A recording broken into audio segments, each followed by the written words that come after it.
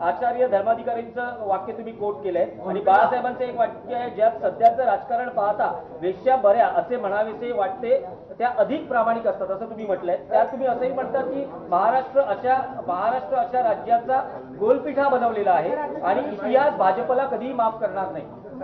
तुम्ही सध्याच्या राजकारणाची तुलना केलेली आहे. कसा गोलपिठा झालाय महाराष्ट्राचा? बघा, महाराष्ट्राचा गोलपिठा झाला हे तुम्ही मान्य केलं पाहिजे. देशाच्या राजकारणाचा गोलपिठा झाला आणि त्याचं केंद्र महाराष्ट्र आहे हे तुम्ही मान्य केलं पाहिजे.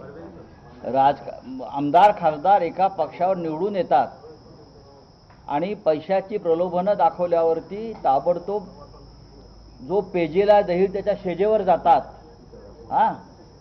ही जर प्रवृत्ती महाराष्ट्रात वाढत राहिली तर एक महाराष्ट्राची जी परंपरा आहे त्या परंपरेचा गोलपिठा झालेला आहे आणि ते करण्यामागे भारतीय जनता पक्षाचं योगदान आहे. बघा, दलाल खूप निर्माण होतात जे आता शिंदे गटाचे आहेत. हे दलाल आहेत सगळे गोलपिठातले. हे सगळे मी बोल रहा हूं, हे सगळे गोलपिठातले दलाल आहेत आणि हे दलाल निर्माण करण्याचं काम भाजपने करून महाराष्ट्राचा आणि देशाच्या राजकीय संस्कृतीला काळीमा फासलेला आहे. आता मला पुढलं सांगतो. आताच उद्धवजींशी चर्चा झाली आणि माननीय शरद पवार साहेबांचाही दूरध्वनी आला होता. आमचं असं म्हणणं आहे की आता जर कोणी अशा प्रकारे बेईमानी करणार असतील तर त्यांना सोडायचं नाही. त्यांच्या मतदारसंघात जाऊन राडे करायचे. पवार साहेब म्हटले, मी स्वतः अशा जाहीर सभा घ्यायला त्या भागात जाईन तुमच्याबरोबर.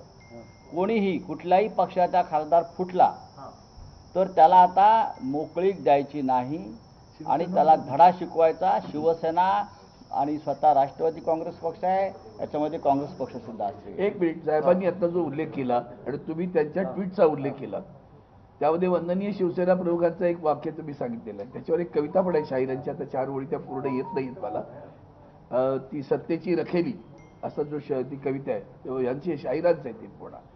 पण वंदनीय शिवसेना प्रमुखांनी पण जाहीरपणे सांगितलं होतं ना, यापुढं एखादा खासदार आमदार फुटला तर बेलाशक त्याला रस्त्यात तुडदवा, कायद्याची पर्वा करायची नाही पण त्याला रस्त्यात तुडदवा, हा सुद्धा बाळासाहेबांचा विचार. हे बाळासाहेबांचा विचार म्हणतात. त्यांच्यासाठी हा बाळासाहेबांचा विचार आठवण करून देतो. हा आदेश आहे बाळासाहेबांचा.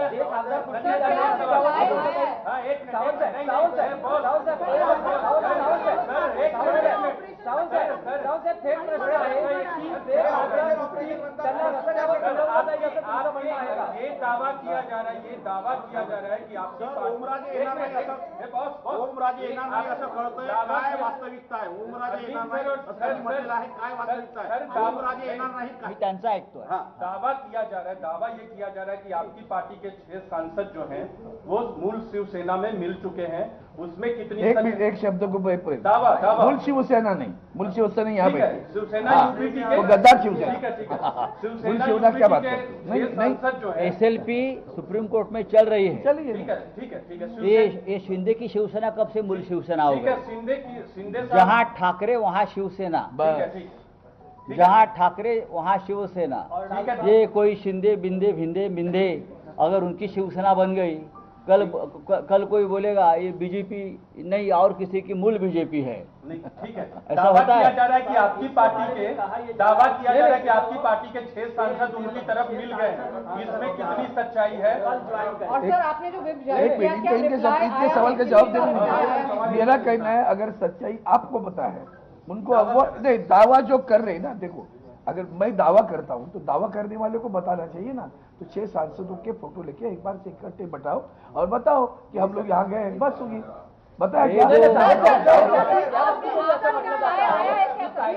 तपासल्या जात आहे. मेगा गट स्थापन झालाय पण वर्धापन दिनाच्या नंतर 21 किंवा 22 तारखेला एक मिनिट तुमच्या कायदे तो गट स्थापन झाला असं म्हणता, तो कुठे आहे? त्याची एखादी प्रत. आम्ही कसं आहे बघा, आम्ही आमचा व्हीप जाहीर केला, आम्ही आमचं माननीय लोकसभे अध्यक्षांना दिलेलं पत्र सुद्धा जाहीर दाखवलं. गट स्थापन केला याचं पत्र जाहीर दाखवायला सांगा.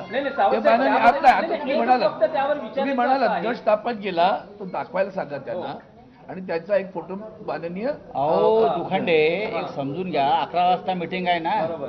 मीटिंग कशा करता बोलवली आहे? तुमची मीटिंग कशा, साधा विषय आहे, मीटिंग कशा करता बोलवली आहे, व्हीप कशा करता काढलाय? ती मीटिंग झाल्यावर तुम्ही हे प्रश्न आम्हाला विचारले ते त्याची उत्तरं देता येतील. पण एक सांगतो, बाळासाहेब ठाकरेंचा जो आदेश जो आम्हाला देऊन गेले, तुडवा चला.